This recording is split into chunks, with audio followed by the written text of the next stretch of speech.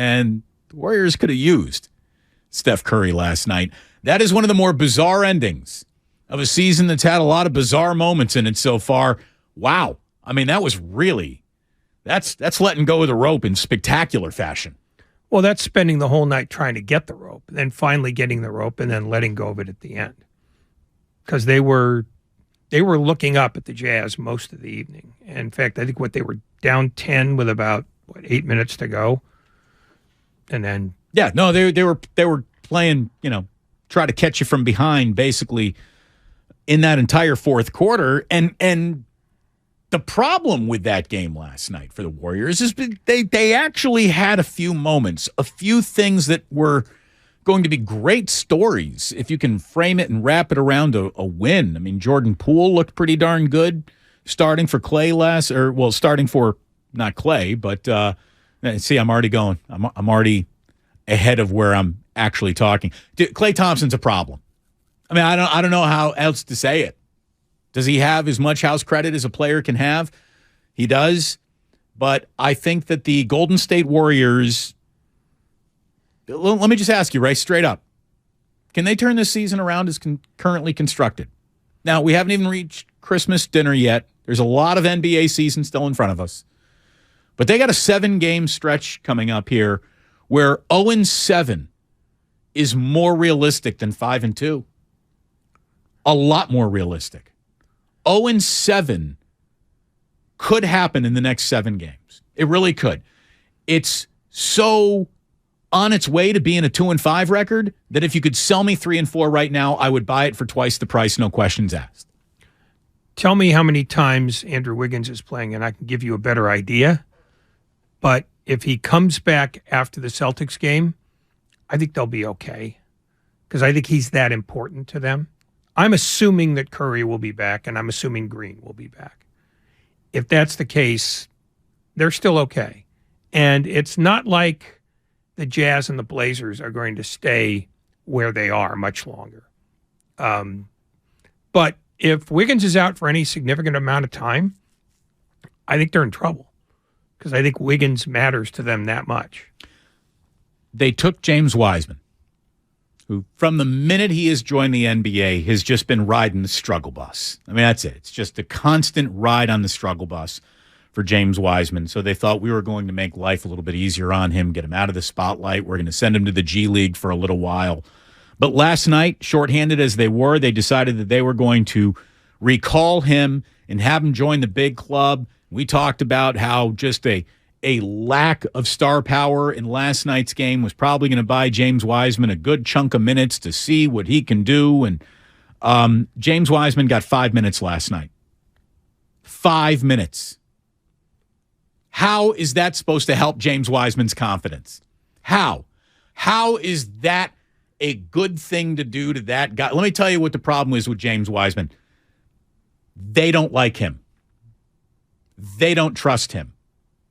They regret that draft pick massively. Let's be completely honest about this. They do not like him. They might like him as a person. They might like him as a young man. He seems to be very, very nice. But as a basketball player, he might not be what they hoped he could be, and he certainly doesn't fit in with what they want to do. Well, they don't trust him. I'll give you that. I don't know if they don't like him as a player. I mean, they could easily dispose of him one way or another and just eat it if they didn't like him. They're pot committed. They're sitting in a bad poker. They know that they got a bad poker hand, but they're so pot committed to play this hand out that they're going to stick around for the river and the flop, and they're playing their hand of James Wiseman. I don't think they're going to like the results. I mean, you saw last night, all of his minutes came in the second quarter, which is probably the least consequential quarter of the 4. Right. And I don't think they like what they saw. I think they just look at him and go, please show us something. And then he doesn't. And then they can't trust him. James because Wiseman, the second half, they've got to make up a bad third quarter. And at that point, they're punching uphill. Wiseman is nothing more than a list of impressive physical attributes.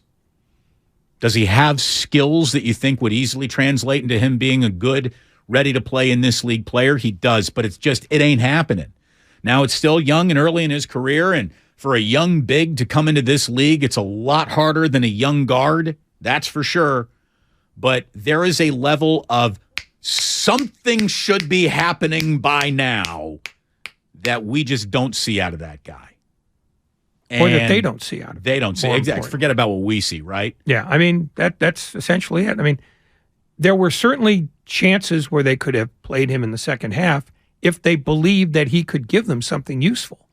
But the 5 minutes they saw, or was it? It was 5 minutes. One rebound? No, I mean. Yeah, 2 rebounds for James Wiseman. He had 3 points, and he was -3. Which, again, his -3 was enough to maybe cost you that game last night. We're not putting it on James Wiseman, obviously. The 2 rebounds, I think, probably stands out because they needed him to be a presence. And I don't remember anything he did. Look, I don't want to go toot my own horn here. Sure I do. But remember when Draymond Green specifically was calling me out on his podcast? Am I going to get an apology yet? Am I going to get an apology? Because the whole James Wiseman, I ain't seeing it thing was my point. Like, it should be better than this by now. Perfect? No. Delivered final product? No. But the start of a career is supposed to look better than this one does. And it just, they have no confidence in him whatsoever. And this whole, like, we could never ask Klay Thompson to come off the bench. Why? Why? Seriously, why? Well, there should be no sacred. There's only one sacred cow for the Golden State Warriors. That's Steph Curry. That's it. Everything that needs to be begged, borrowed, moved, embarrassed, killed, stolen on behalf of getting him another championship is the priority. That's it. Klay Thompson had a rough one last night. 8 of 25 on a night where you got to be somebody. I'm sorry, man. The Warriors got a lot in front of them still. This might be who they are. As currently constructed, this might be who they are. And I'm not just saying Utah, but that loss to Indiana was they have taken a terrible loss and compounded it with a loss that is, in a weird way, even worse than what you had on your home court with the nonsense of last night. It's a shame that we don't get a chance to talk to Steve Kerr today. We had a lot to talk about. Obviously, this news that is coming out, or at least seeing the light of day around Anthony Lamb, makes me wonder aloud what the point of that is. And I was just saying nice things about Anthony Lamb yesterday, and then I'm reading all sorts of stories with the word rape involved. Has he been convicted or charged with anything? The answer is no. But why in God's name would you have a two-way player with this kind of baggage if you're the Golden State Warriors? I don't understand it. I really